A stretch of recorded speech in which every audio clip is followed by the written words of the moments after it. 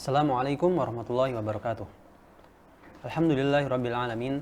Wassalatu wassalamu ala nabiyyina Muhammadin wa ala alihi wa ashabihi wa man tabi'ahum bi ihsanin ila yaumiddin, amma ba'du. Pemirsa Al-Furqan TV dan pendengar radio suara Al-Furqan dimanapun Anda berada, alhamdulillah pada kesempatan kali ini Sabtu 28 Ramadan 1443 Hijriah, kita bertemu kembali dalam program spesial konsultasi Ramadan, yang mana ini merupakan pertemuan kedua dan pertemuan terakhir kita di bulan Ramadan ini. Kurang lebih selama 60 menit ke depan kita akan menjawab beberapa pertanyaan yang sudah masuk, dan alhamdulillah pertanyaan sudah begitu banyak di Google Form kita, dan insya Allah kita akan jawab satu persatu.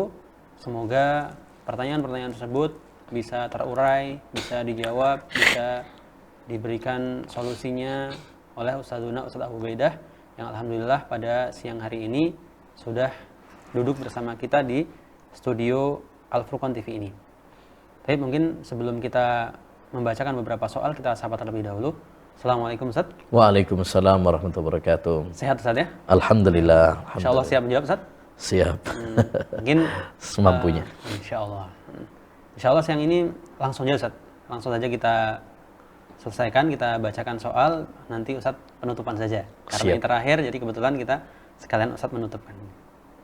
Kan tapi jamaah sekalian, baik pemirsa Al-Furqan TV maupun pendengar radio suara Al-Furqan yang semoga dirahmati oleh Allah Subhanahu wa taala. Bagi pemirsa yang ingin bergabung bersama kami, baik itu melalui pesan singkat WhatsApp maupun telepon langsung, silahkan menghubungi line telepon kami di 0812 5952 1312. Sekali lagi 0812 5952 1312.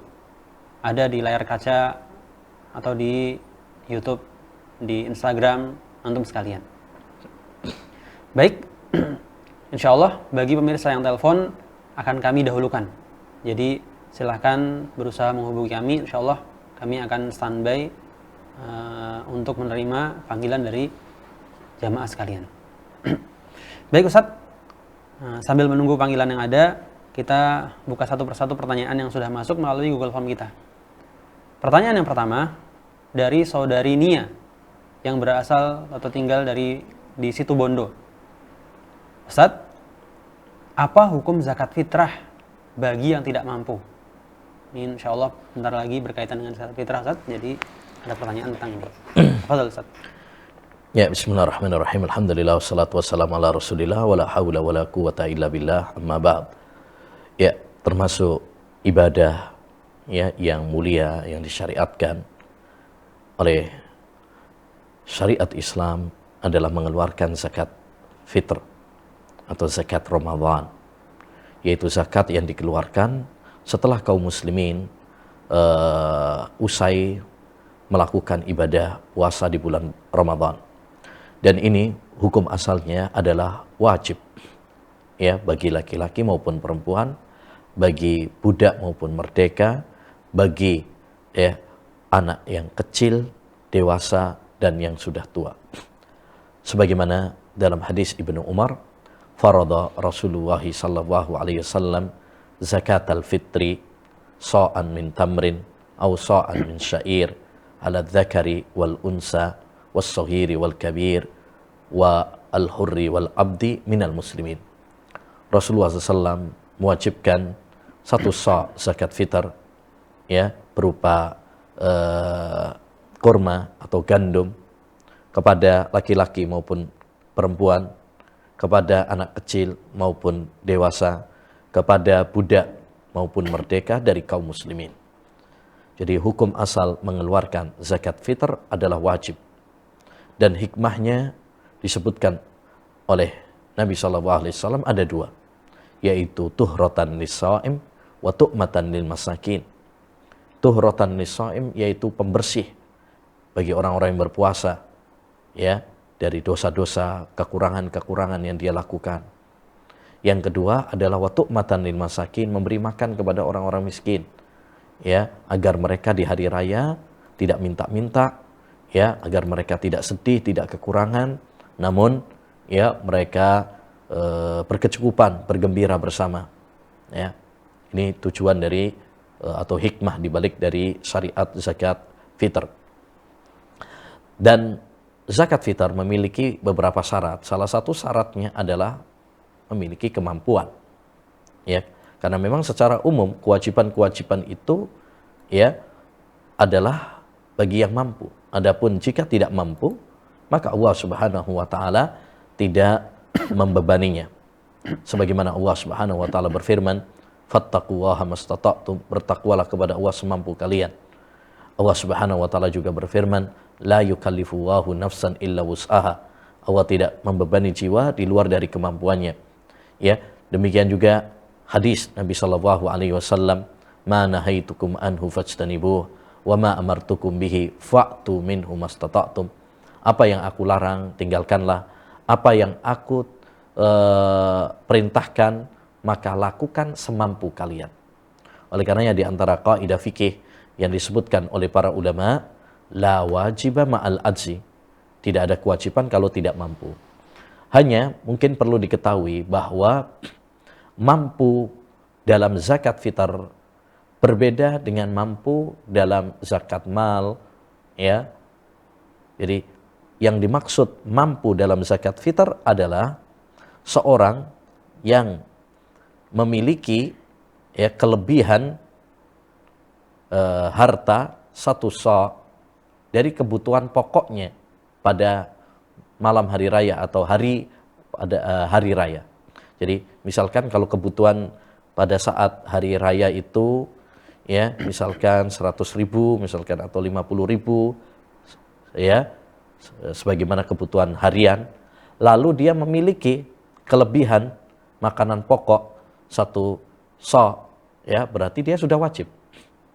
Jadi nggak mesti punya sepeda motor, nggak mesti punya mobil, nggak mesti memiliki uang sekian juta, tidak.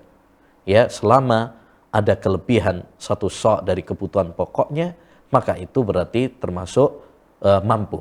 Ya, jadi misalkan ada orang fakir miskin, ya fakir miskin, pada malam hari raya dia dapat zakat fitri misalkan dari yang lain atau memiliki kelebihan ya untuk bisa mengeluarkan zakat fitri, ya maka itu sudah disebut sebagai mampu, ya sudah disebut sebagai mampu, ya walaupun mungkin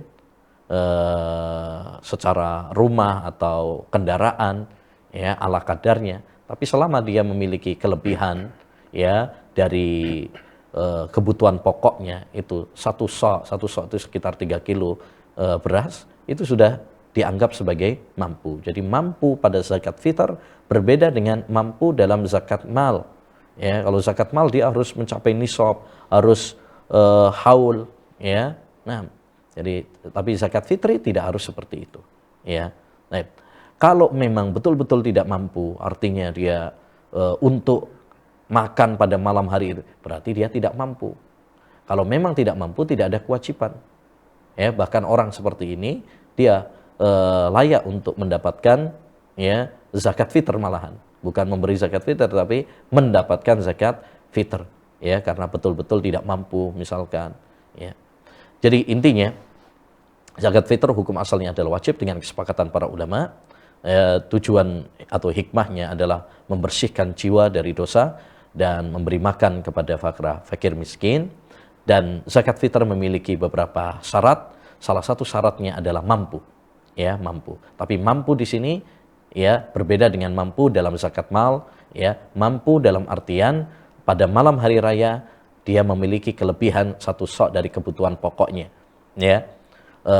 Jika memang tidak mampu, tidak ada untuk malam hari raya saja dia nggak punya apa-apa sama sekali, untuk makan aja nggak ada, maka berarti dia tidak ada kewajiban karena tidak ada kewajiban kalau memang tidak mampu.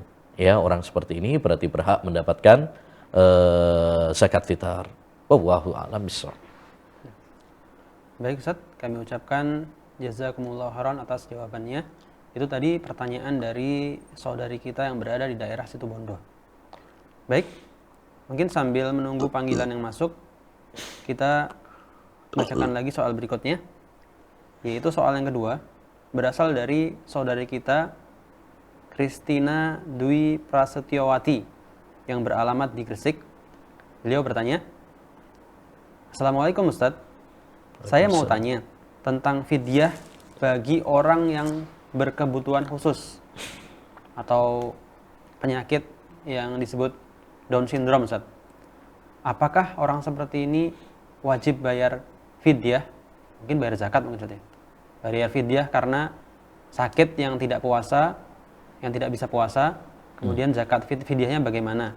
Kemudian apakah beliau juga orang yang terkena Down syndrome ini wajib sholat baginya? Ya. Down syndrome. Ya. Bagi orang yang berkebutuhan khusus atau memiliki penyakit tadi dan sindrom tadi, dilihat kalau memang dia tidak mengerti apa yang dia ucapkan, ya, la yaqil, tidak berakal, ya, tidak sadar, ya, dengan apa yang dia lakukan, maka rufi al-qalamu an, diangkat pena darinya, sehingga tidak ada kewajiban puasa dan juga tidak ada kewajiban membayar fidyah. Nabi SAW bersabda, rufi al-qalamu an salasa, diangkat pena itu dari 3, salah satunya anil majnuni hatta yafiq, dari orang yang gila sampai dia sadar. Yang kedua, apabila dia masih sadar, masih mengerti, ya, masih mengerti, ya, diajak ngomong nyambung, maka orang yang seperti ini berarti dia hukum asalnya adalah wajib, ya, untuk berpuasa dan tidak ada kewajiban dan tidak perlu untuk membayar fidyah karena dia wajib, ya, karena dia masih mengerti, sehat. Keadaan yang ketiga, orang yang kadang nyambung, kadang enggak, kadang sadar, kadang tidak, kadang mengerti, kadang tidak mengerti. Maka orang seperti ini, dia kewajiban berpuasa saat sadar dan tidak ada kewajiban, ya, untuk membayar fidyah tatkala dia tidak sadar, ya. Dengan demikian, maka masalah ini terbagi menjadi 3, ya. Pertama, orang yang sama sekali tidak sadar, ya, tidak mengerti, diajak ngomong nggak paham, nggak ngerti, ya, maka di sini dihukumi rufi al-qalam, ya, tidak ada kewajiban puasa dan tidak ada kewajiban untuk fidyah. Yang kedua, kalau dia masih sadar, yang ngerti, ya, maka orang yang seperti ini dia tetap berkewajiban untuk berpuasa. Ya, kalau dia mampu berpuasa, tapi kalau memang tidak mampu dihukumi sakit. Taib. Yang ketiga, apabila kadang sadar, kadang tidak, kadang ngerti, kadang enggak, maka dia berkewajiban untuk berpuasa, ya, saat dia sadar, nyambung, dan tidak ada kewajiban saat dia tidak sadar. Wallahu a'lam bishawab. Baik, jazakallahu khairan atas jawabannya. Berikutnya, kepada pemirsa sekalian, sebelum kita baca soal berikutnya, kami ingatkan kembali kepada peserta yang ingin atau jamaah, baik pendengar Al-Furqan TV, pendengar radio Suara Al-Furqan maupun pemirsa Al-Furqan TV yang ingin bergabung bersama kami menyampaikan pertanyaan berkaitan dengan masalah puasa, fidyah, atau zakat fitrah, itikaf maupun sholat malam, maka silahkan bergabung bersama kami di 0812 5952 1312.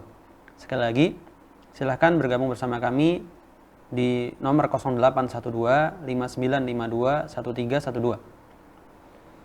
Baik Ustadz, kita bacakan soal berikutnya dari saudara Priyanto di Jakarta Selatan.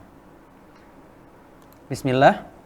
Ustadz, bagaimana hukumnya zakat di musola-musola atau di masjid-masjid? Sementara musola atau masjid-masjid tersebut tidak ada amil zakat, yang ada hanya panitia zakat, ya, karena kalau amil itu katanya diangkat oleh pemimpin. Nah, maka ketika zakat beras, akhirnya nanti berasnya dibagi dan kita akan mendapatkan lagi, Ustaz. Kita dapat beras tersebut karena kita dianggap orang miskin. Nah, itu apakah zakat kita itu sah, Ustaz? Baik. Bedakan antara amil dengan panitia zakat. Ya, amil zakat yaitu seorang yang ditugasi ya oleh pemerintah untuk mengambil zakat dan menyalurkan harta zakat. Ya, mereka juga digaji dari pekerjaan tersebut.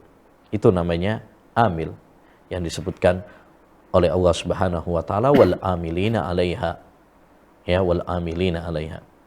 Adapun sekarang panitia-panitia di musalla atau lembaga ya atau komunitas tertentu yang membuka, menerima dan menyalurkan ya, maka mereka tidak disebut sebagai amil. Ya, mereka disebut sebagai panitia zakat.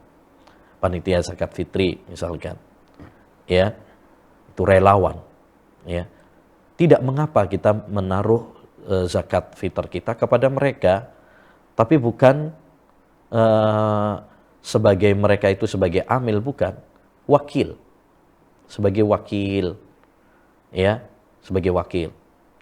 Dan tidak mengapa orang itu mengeluarkan zakat fitri dengan cara mewakilkan, itu tidak mengapa. Walaupun yang lebih bagus adalah kalau kita serahkan langsung.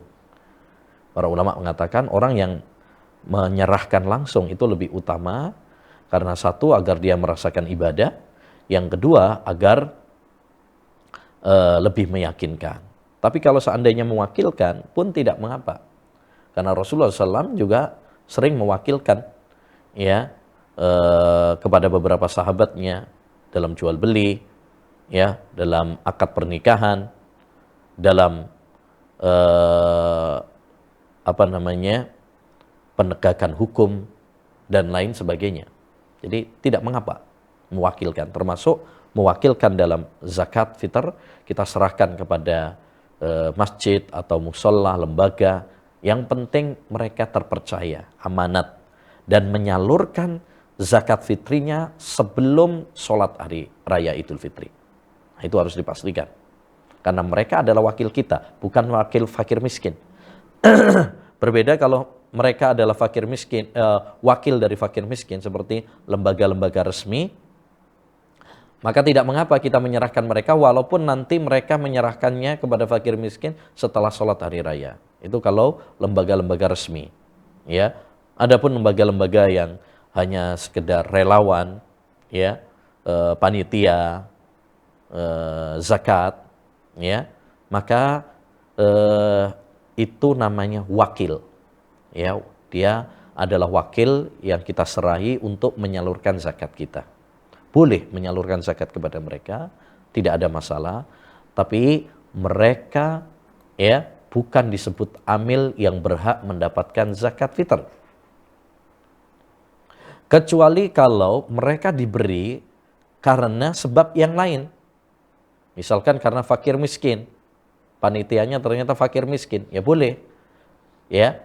Jadi memberinya bukan karena sebagai panitia atau sebagai amil gitu, tetapi memberinya karena sebagai fakir miskin. Karena zakat fitr itu alokasinya ada dua pendapat dengan para ulama. Jumhur ulama mengatakan alokasinya adalah untuk 8 golongan yang ada dalam surat At-Taubah, ya, ayat 66 kalau tidak salah. Nah, Allah Subhanahu wa taala berfirman, "Innamas shadaqatu lil fuqara'i wal masakini wal amilina 'alaiha wal mu'allafati qulubuhum." Ya, dan seterusnya. Ya, zakat itu diserahkan kepada para fakir miskin, kemudian amil, mu'allaf, ya, ibnu sabil, fi sabilillah, ghorimin, orang-orang yang hutang, ya. Ini 8 golongan yang disebutkan oleh Allah Subhanahu wa taala sebagai mustahik zakat, termasuk zakat fitr menurut jumhur ulama. Pendapat yang kedua dalam masalah ini adalah bahwa zakat fitr alokasinya khusus untuk fakir miskin saja. Bukan untuk 8 golongan semuanya, tapi khusus fakir miskin saja. Dan ini yang dikuatkan oleh Syekhul Islam dan Ibnul Qayyim rahimahullah ta'ala. Ya.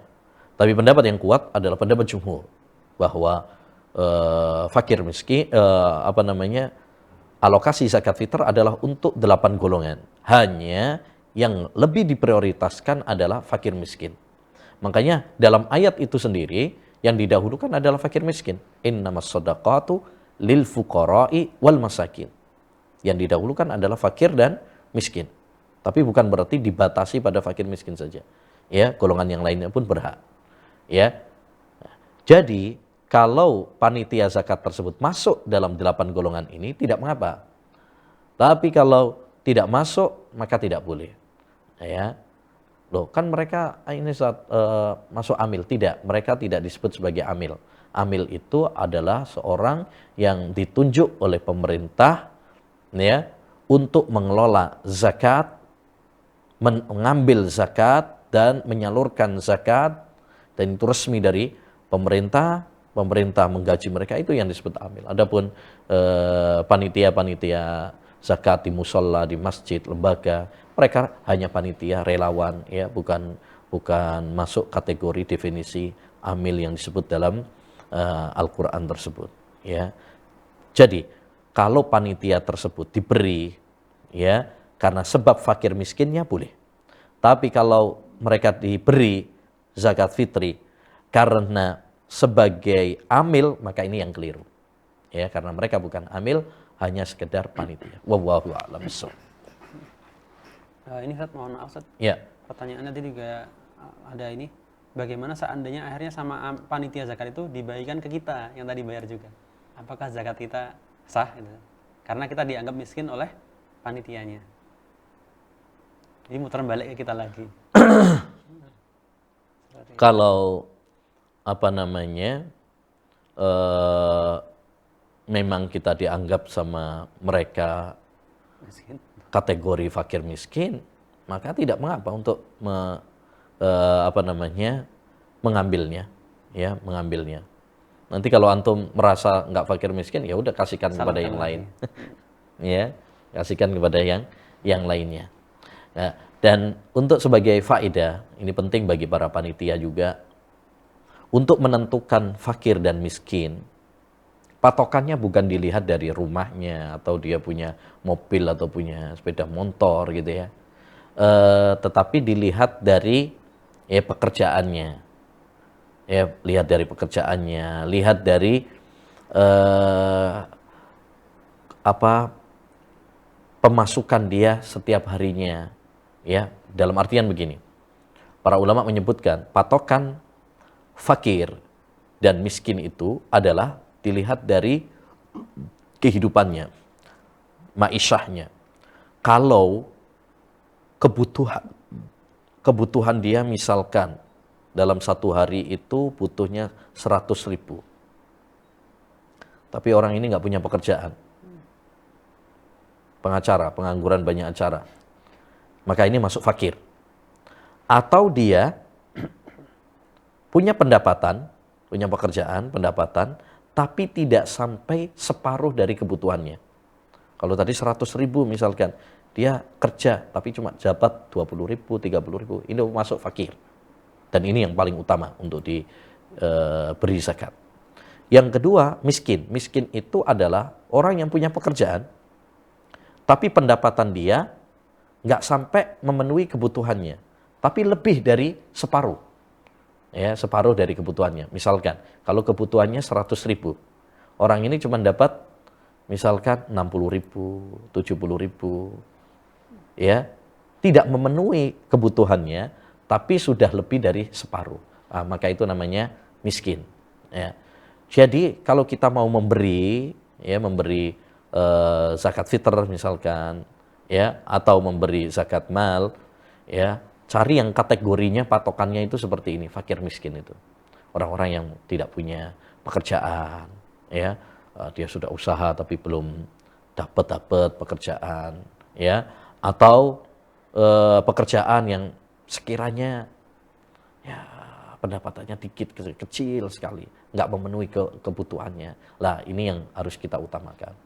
Jadi jangan dilihat, wah dia punya mobil, dia punya sepeda motor. Ya. Bisa jadi orang punya sepeda motor, tapi pendapatannya ya memang dia dipakai untuk pekerjaan, gitu. Orang kan kadang-kadang lihatnya apa? Lihatnya rumahnya, lihatnya dia punya sepeda motor, ya. Bisa jadi dia punya sepeda motor itu ngutang masih kan, ya kan? Bisa juga karena kebutuhan untuk pekerjaan dia.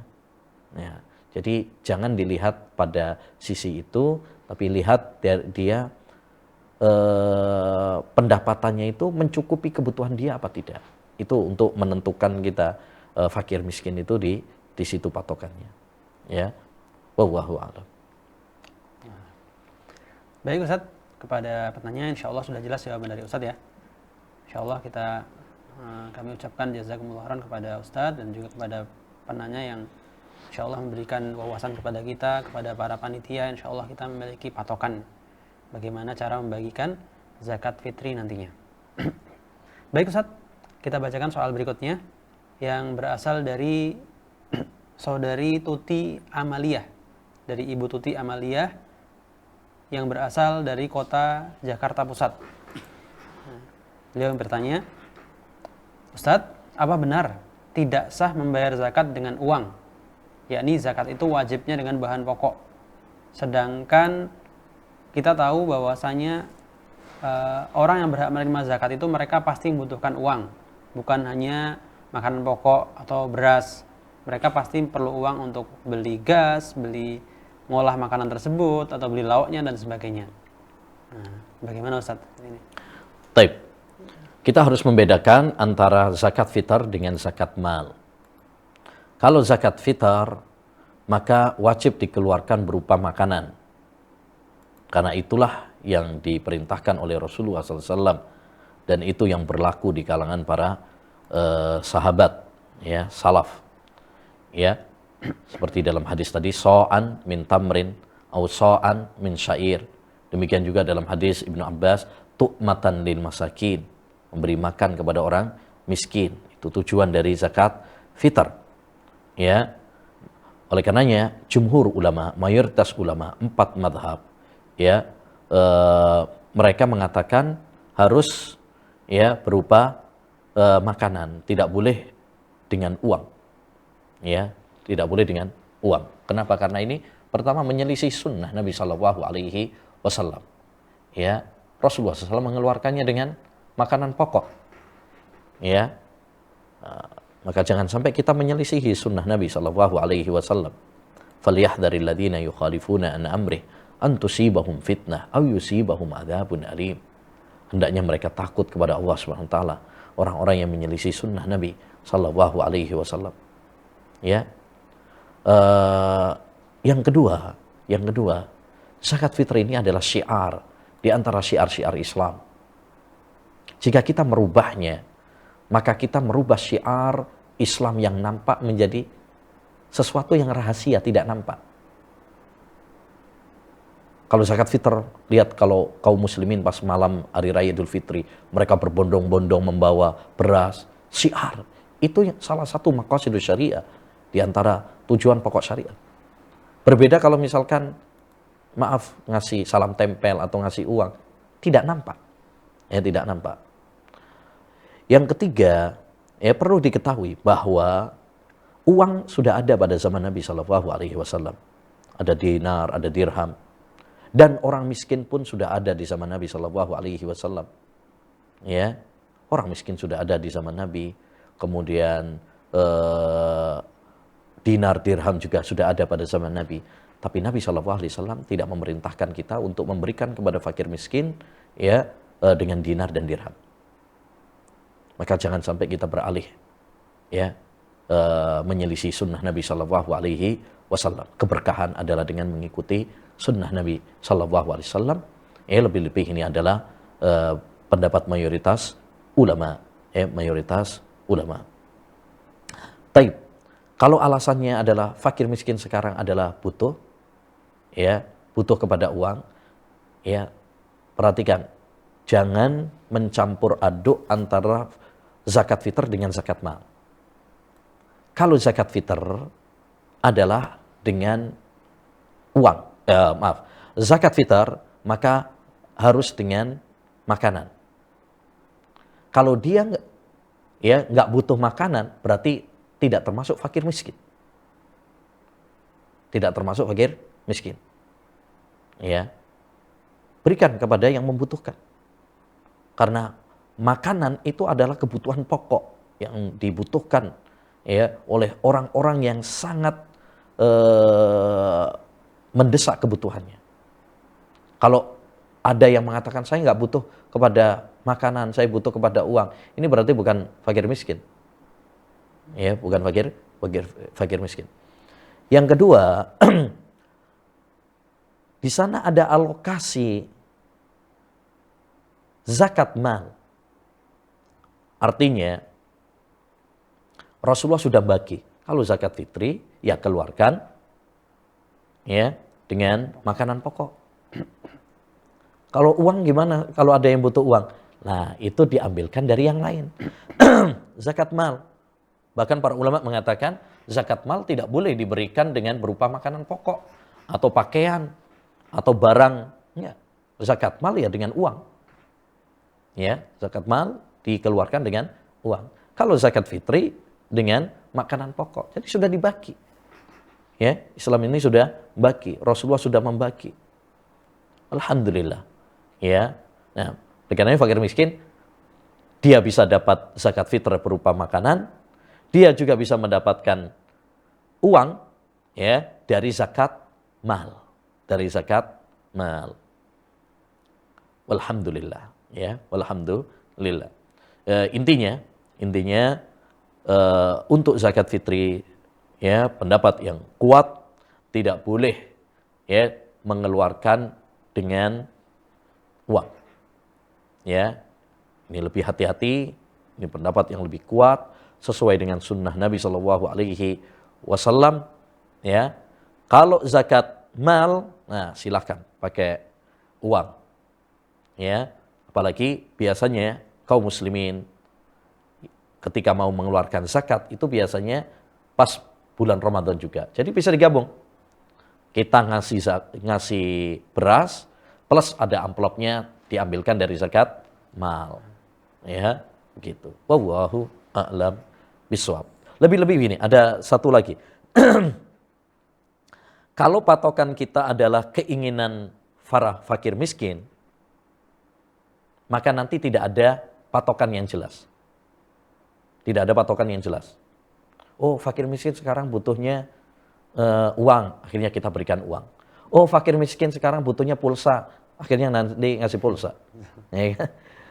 Oh, fakir miskin sekarang lagi butuhnya ini. Ya, butuhnya lagi ini apa lagi musim bola misalkan.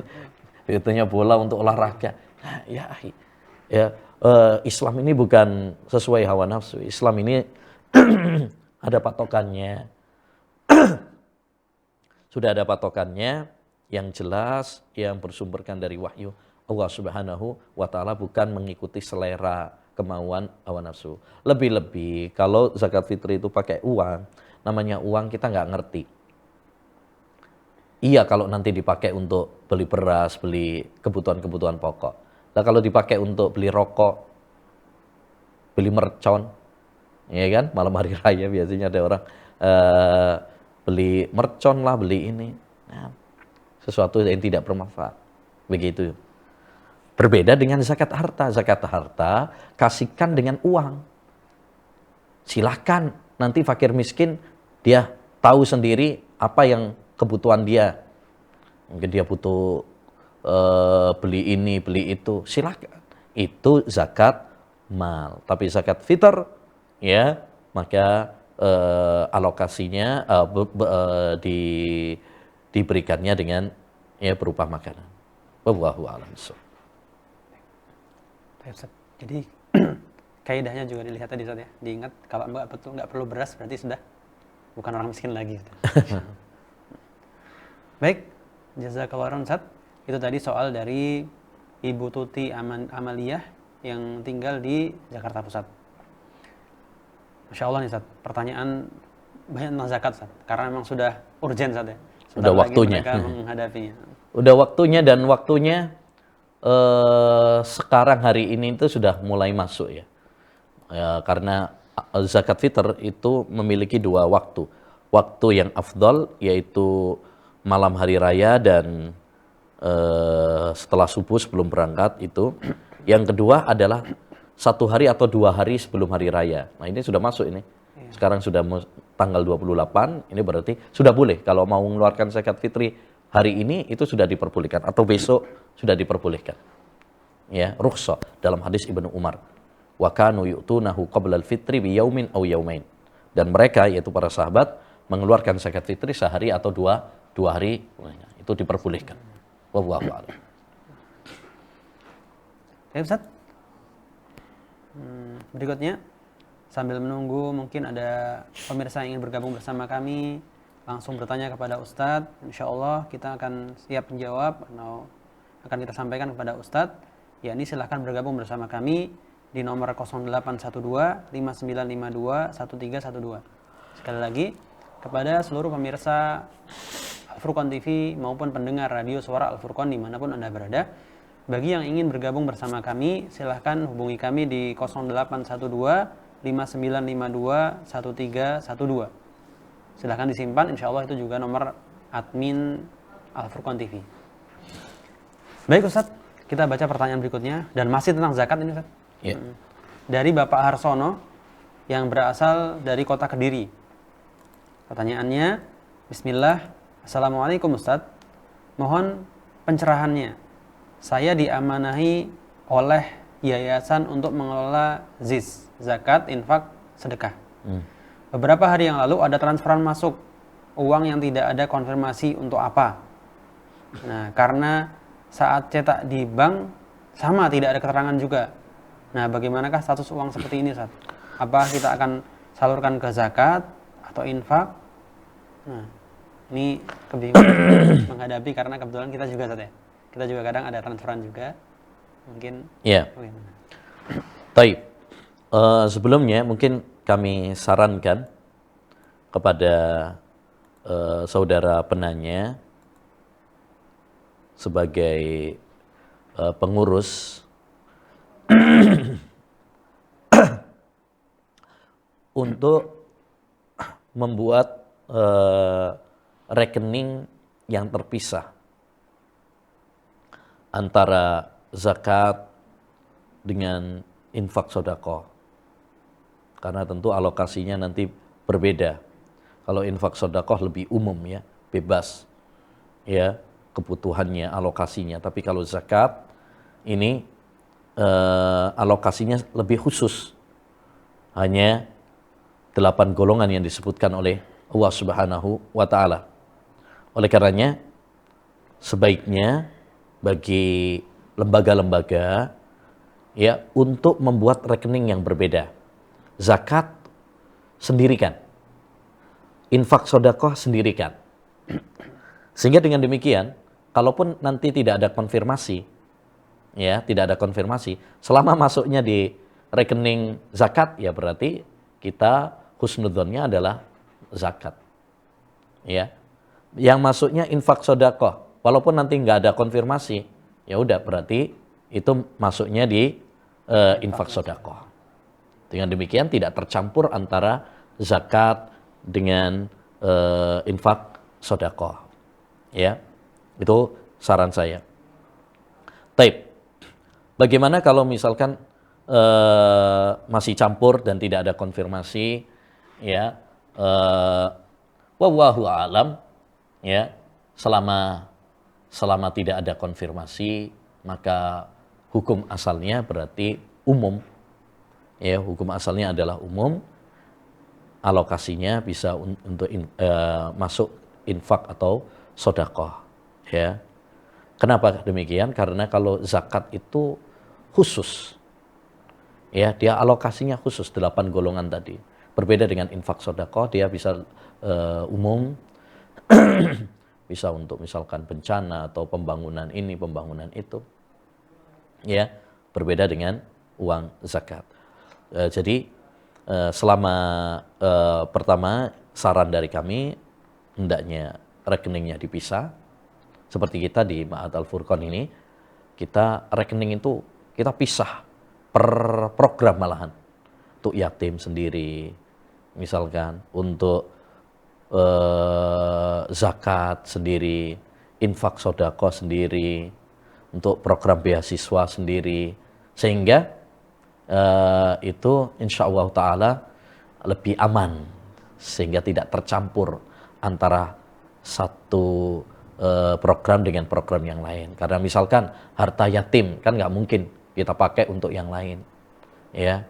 Kita mesti amanat dalam masalah harta ini, karena ini kita harus hati-hati, ya, harus profesional, karena ini fitnah paling berat, paling besar, yaitu masalah harta, apalagi mengelola harta umat. Rasulullah SAW mengingatkan kepada kita, likulli ummatin fitnah, wa fitnatu ummatil mal. Setiap umat itu memiliki fitnah, dan fitnah umatku adalah pada harta, ya, pada harta.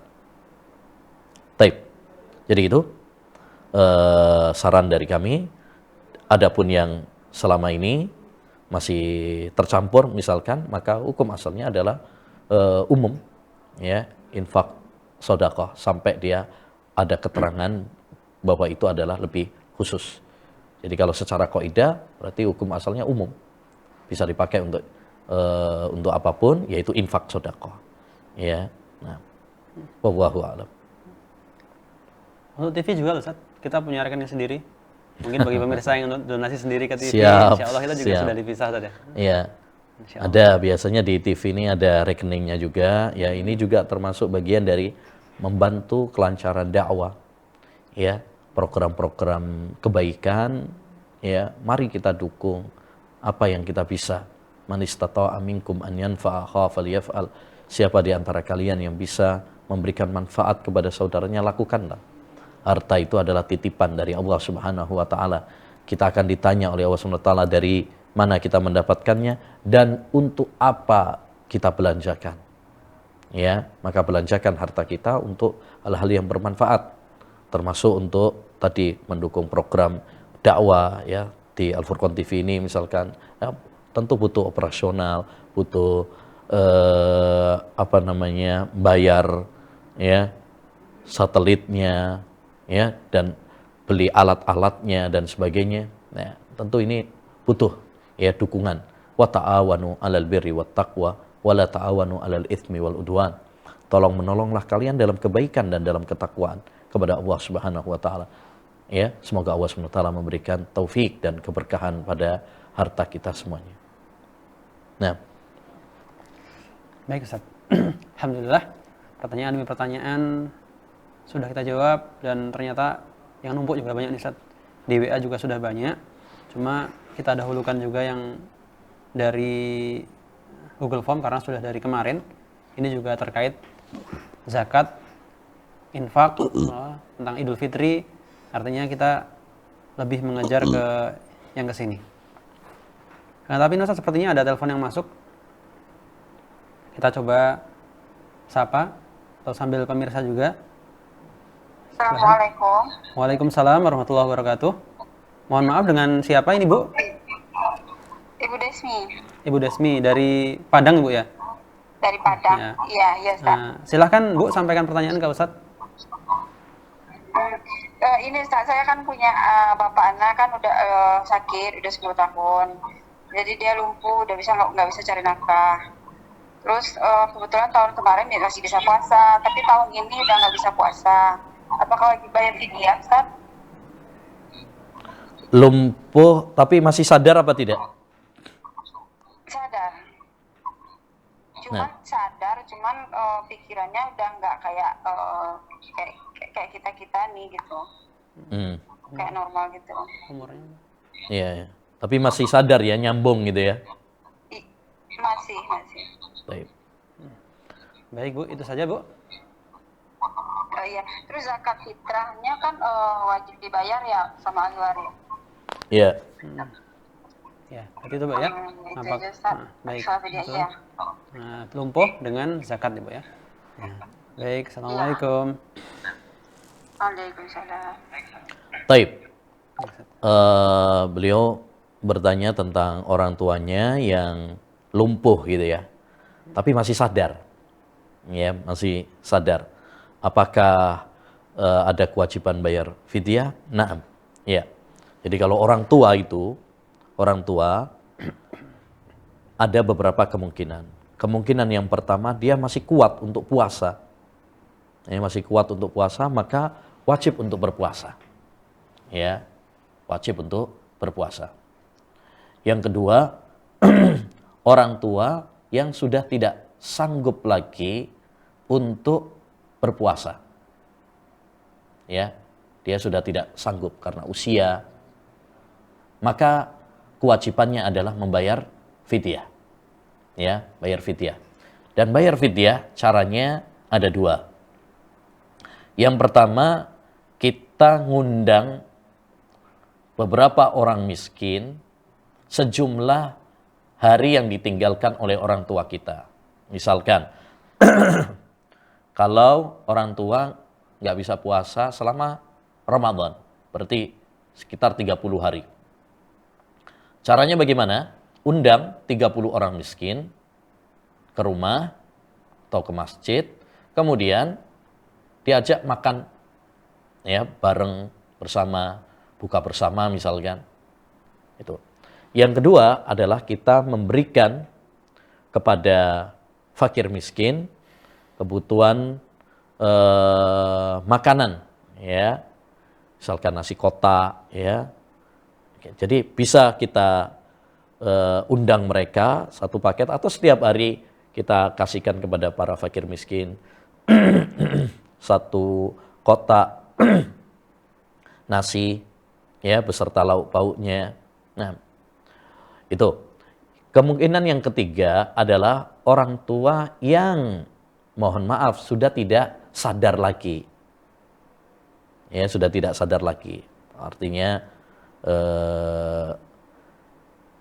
bukan hanya sekedar tua, ya, tapi apa itu namanya? Pikun. Ya. Kalau sudah masuk dalam kategori pikun, maka di sini tidak ada puasa dan tidak ada fidyah. Tidak ada puasa dan tidak ada fidyah. Kenapa? Karena dia sudah rufi al-qalam. Dia sudah rufi al-qalam. Dia sudah tidak sadar lagi. Ya, sehingga tidak ada kewajiban puasa dan juga tidak ada kewajiban untuk membayar fidyah. Jadi saya ulang, bagi orang tua yang sudah lanjut usia, ada 3 keadaan. Keadaan yang pertama, dia masih mampu untuk berpuasa. Masya Allah, ada sebagian orang tua mungkin walaupun umurnya sudah sekian tahun, tapi dia mampu, masih kuat. Mungkin karena kebiasaan dulu mudanya sering berpuasa, sehingga pas tua pun masih kuat.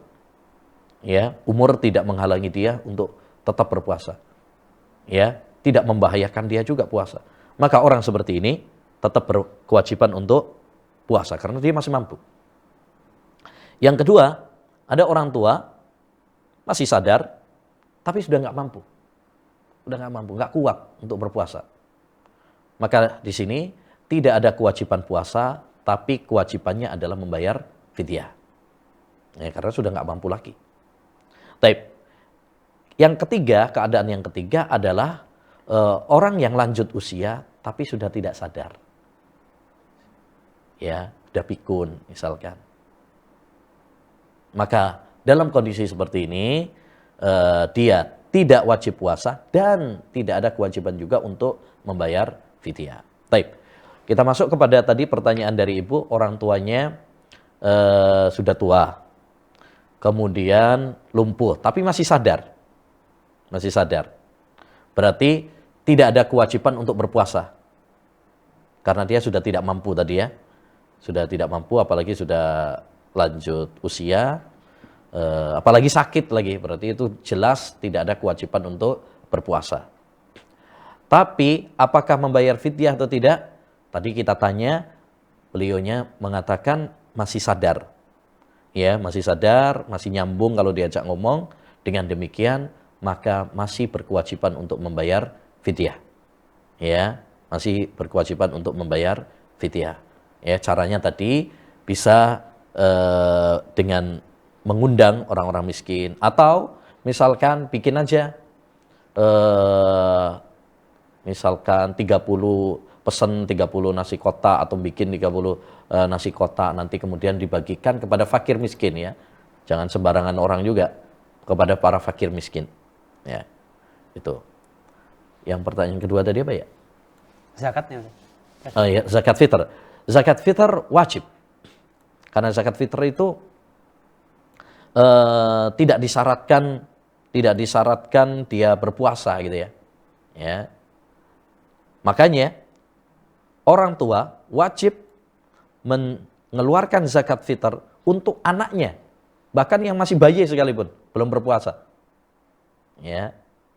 Dia wajib mengeluarkannya. Demikian juga kalau misalkan kita punya orang tua, ya kalau orang tuanya bisa mengeluarkan sendiri pakai duitnya, itu yang hukum asalnya. Tapi kalau memang sudah tidak mampu, maka kewajiban bagi anak-anaknya ya untuk yang mengeluarkan zakat fitr untuk orang tuanya.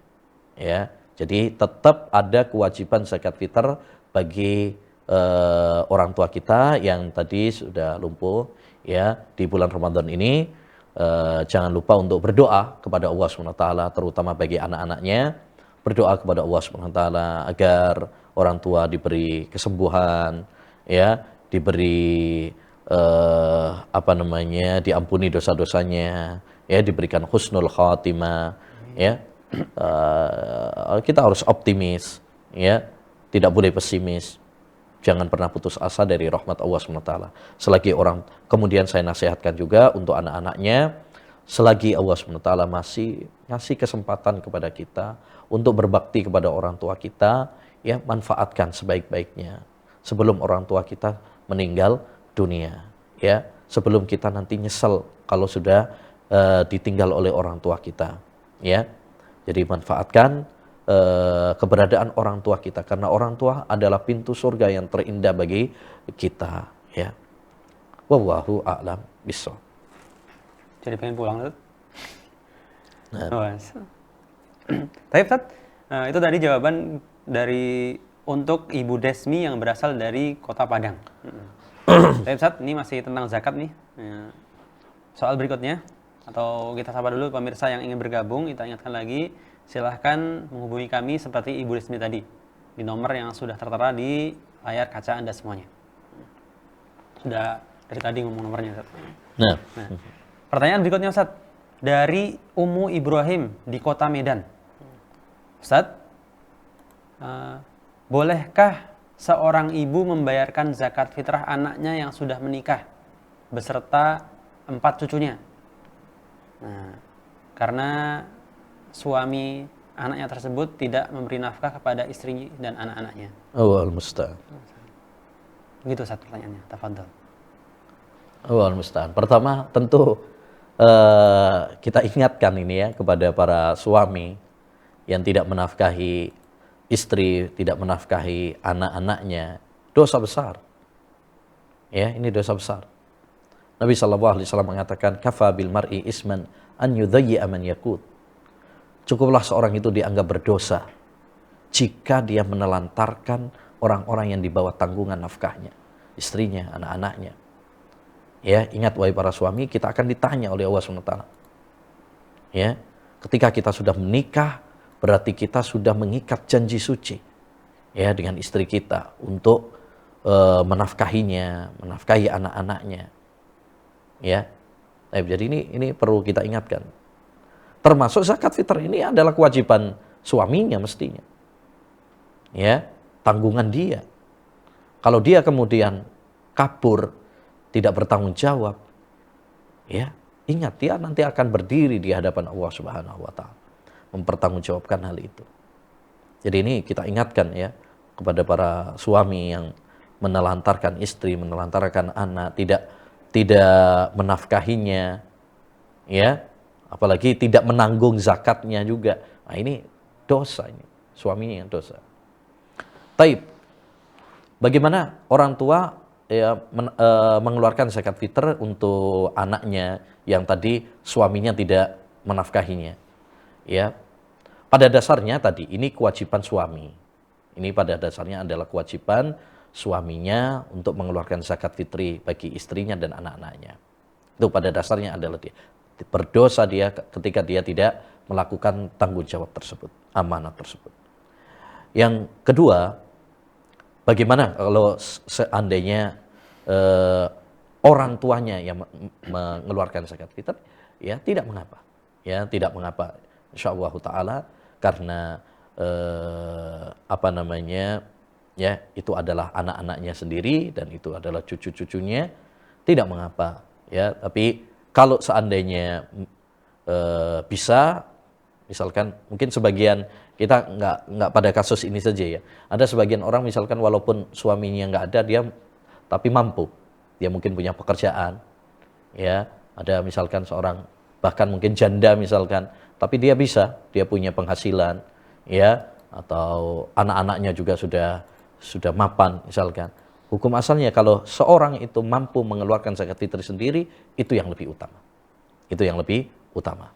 Tapi kalau misalkan orang tuanya yang mengeluarkannya, ya, itu juga tidak mengapa, ya, tidak mengapa. Nanti mungkin ngomong, udah zakat fitrahnya saya tanggung, ya, saya tanggung, supaya nanti ada niat, ya, ada berkaitan dengan niat. Intinya dalam kasus tadi, hukum asalnya suamilah yang bertanggung jawab mengeluarkan zakat fitr untuk istri dan anak-anaknya. Tapi ketika misalkan suami tidak mengeluarkan, boleh bagi orang tuanya untuk mengeluarkan zakat fitr untuk anaknya dan untuk cucunya. Wallahu a'lam. Baik, itu tadi jawaban dari ibu yang bertanya. Alhamdulillah Ustaz, tanpa terasa kini waktu telah menunjukkan jam 13.55 Ustaz. Nah, 5 menit lagi. Mungkin ini pertanyaan terakhir sekaligus nanti Ustaz penutupan Ustaz ya.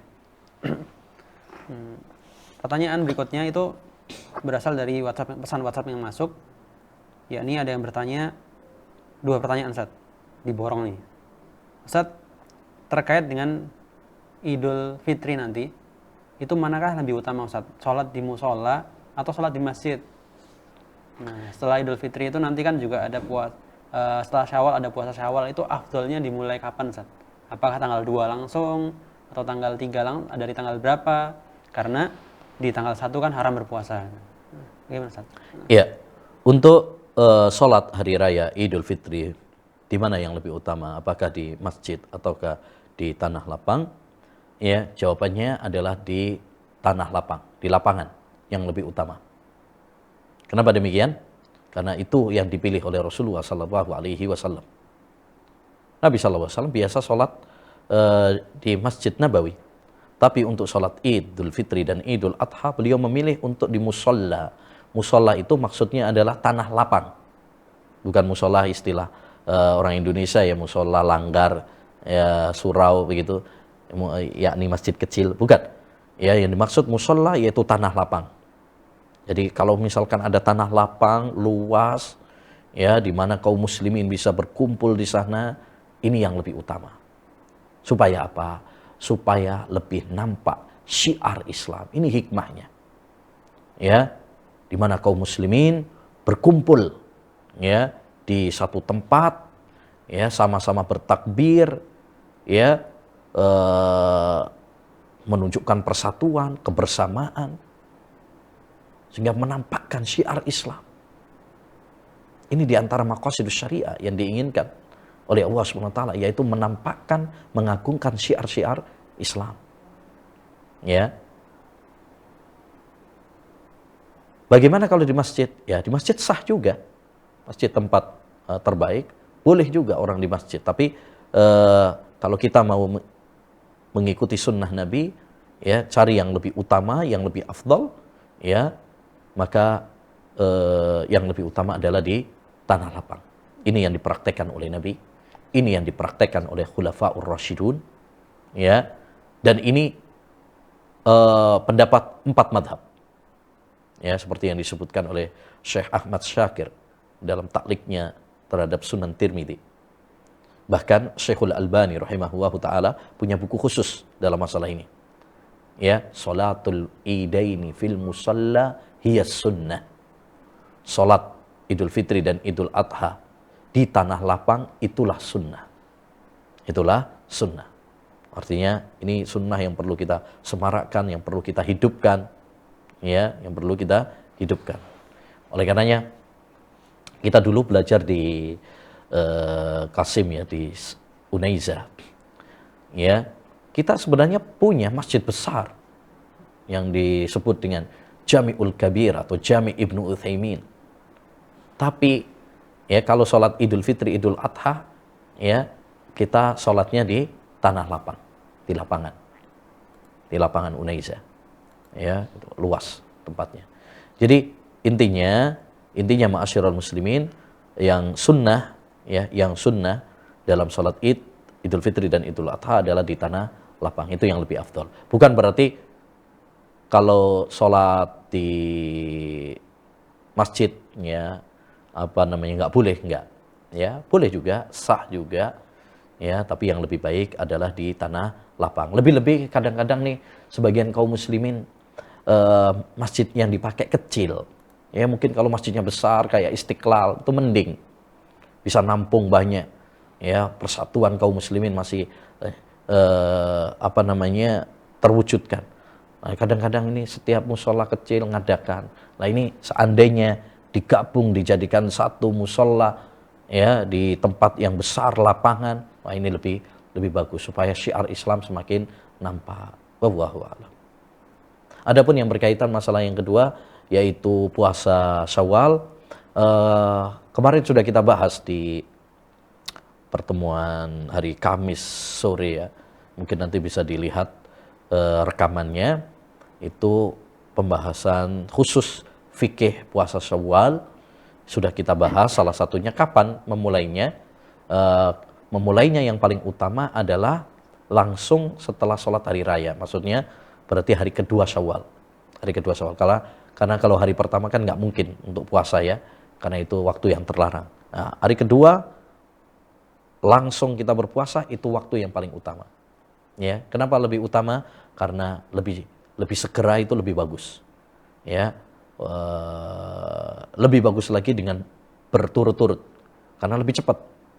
Semakin cepat semakin bagus, karena kita nggak ngerti kalau kita tunda-tunda nanti kita nggak bisa melaksanakan, ya, numpuk, ya, sibuk, ya, kemudian juga kita nggak ngerti kapan kita akan mati. Jadi selagi Allah SWT masih ngasih kesempatan, segeralah, jangan tunda-tunda, ya. Wasari'u ila magfiratin min rabbikum wa jannatin arduhas samawati wal ard. Ya, bersegeralah kalian menuju ampunan Allah dan surga yang luasnya seluas langit dan bumi. Kecuali kalau memang ada udzur insidental, ya, safar atau sakit, atau misalkan ada tamu dan kitanya nggak enak kalau kemudian berpuasa demi menghormati tamu, maka kita perlu untuk membatalkan puasa kita, silahkan, ya, tidak mengapa, ya. Tapi hukum asalnya yang lebih utama adalah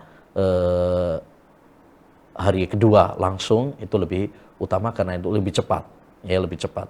Jangan ditunda-tunda, ya, khawatirnya kalau ditunda-tunda nanti malah nggak jadi. Wallahu a'lam bishawab. Baik, Ustaz, mungkin itu tadi pertanyaan terakhir kita. Dan sebelum kita mengakhiri ini, mungkin langsung saja Ustadz akhiri sebagai mungkin perpisahan lah kepada pemirsa sekalian, juga kepada pendengar radio Suara Al-Furqan. Mungkin ini juga rangkaian, termasuk rangkaian akhir dari Ramadan lah. Setelah nanti juga masih ada, cuma mungkin ini penutupan kita dari Al-Furqan TV, dari Ma'had kita sendiri. Fadhil Ustaz. Ya. Alhamdulillah, wassalatu wassalamu ala Rasulillah. Tentu pertama kita wajib bersyukur karena kita diberi kesempatan oleh Allah SWT bertemu dengan bulan suci Ramadan yang mulia ini. Tidak semua orang diberi kesempatan bertemu dengan bulan Ramadan. Kita diberi kesempatan, maka kita patut untuk bersyukur. Banyak saudara-saudara kita yang mati duluan sebelum Ramadan ini, ya. Nah, yang kedua, tentu sisa waktu yang ada, ayo tetap kita semangat. Karena innamal a'malu bil khawatim. Setiap amalan itu tergantung kepada penutupan akhirnya, ya. Jangan karena sudah tinggal 2 hari aja kok misalkan. Terus kita semakin kendor, tidak. Ya, kita terus bersemangat dalam ibadah kepada Allah Subhanahu wa taala sampai titik ya darah penghabisan kita, ya, wa'bud rabbak hatta ya'tiyakal yaqin. Beribadahlah kepada Rabbmu sampai ya kematian menjemputmu. Kemudian kita perbanyak istighfar. Ya, perbanyak istighfar karena sehebat apapun kita, ya, sesemangat apapun kita, sebanyak apapun amal kita, yakinlah masih banyak kekurangan-kekurangannya. Ya, masih banyak kekurangannya. Jangan merasa hebat, jangan merasa banyak ibadah, ya, tapi hendaknya kita merendah di hadapan Allah Subhanahu wa taala, merasa masih banyak amal-amal ibadah kita ini yang masih kurang, ya. Kemudian yang paling penting juga adalah mari kita istiqomah. Ya, istiqomah. Karena ibadah kepada Allah tidak selesai dengan selesainya bulan Ramadan. Tapi ibadah kepada Allah itu selesai kalau kita sudah selesai hidup kita. Maka terus istiqomah dalam beribadah kepada Allah Subhanahu wa taala. Itu mungkin pesan dari kami, ya, semoga Allah Subhanahu wa taala senantiasa memberkahi kita semuanya, dan semoga Allah Subhanahu wa taala menerima amal ibadah kita semuanya, ya.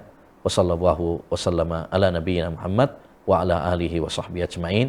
Assalamualaikum warahmatullahi wabarakatuh.